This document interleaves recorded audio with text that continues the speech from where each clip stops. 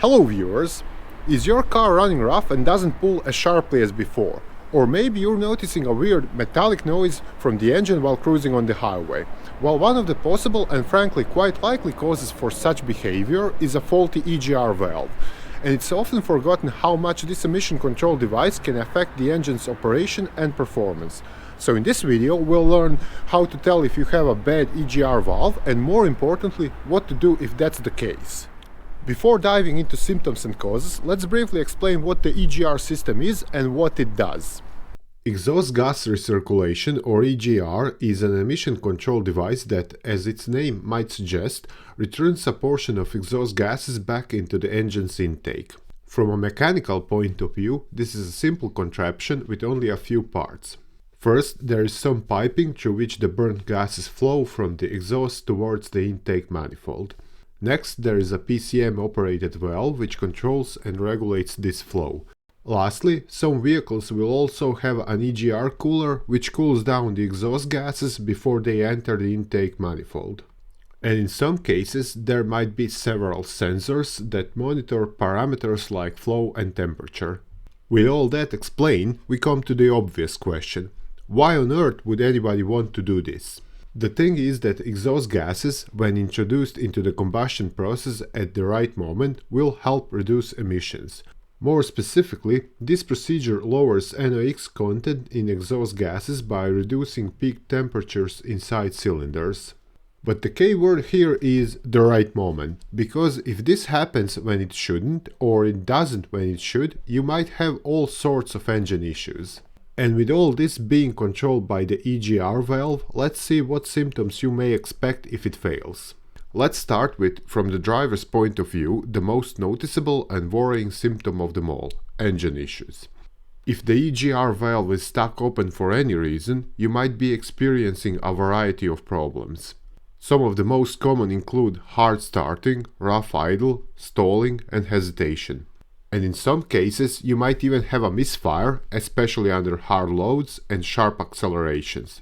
All this happens because a stuck open EGR valve acts as a leak, allowing unmetered air into the intake.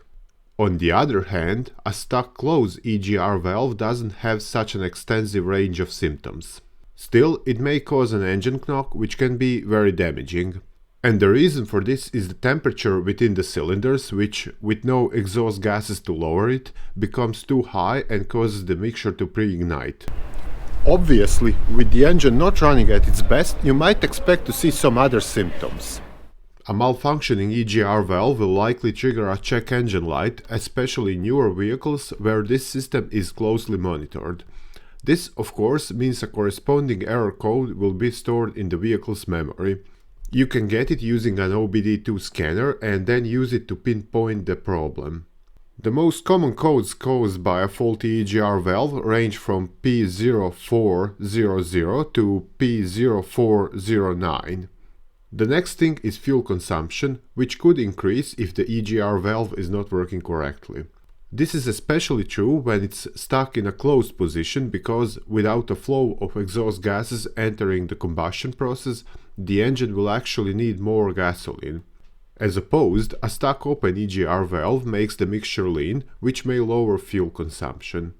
And while this may seem like a good thing, it might damage your engine in the long run. In the end, we have the emissions, which, with the EGR valve out of action, will most likely go up. Sometimes this can be so severe that it'll cause your car to fail its smoke test. This, however, is not something you'll notice on your own unless you have an exhaust gas analyzer. Still, you might have a fuel odor inside the car's cabin if the EGR valve is bad. Due to its function, the EGR valve is usually located near the intake manifold. In most cars, you'll find it somewhere at the top of the engine, with a pipe that runs from the exhaust connected to it. As this narrows down the possible locations, the EGR valve is usually easily found and accessed. But when looking for it, it's worth knowing that there are two different types of EGR valves, which determines their shape.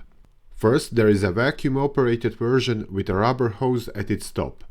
It connects to an ECU-controlled solenoid, or in older cars, the intake manifold.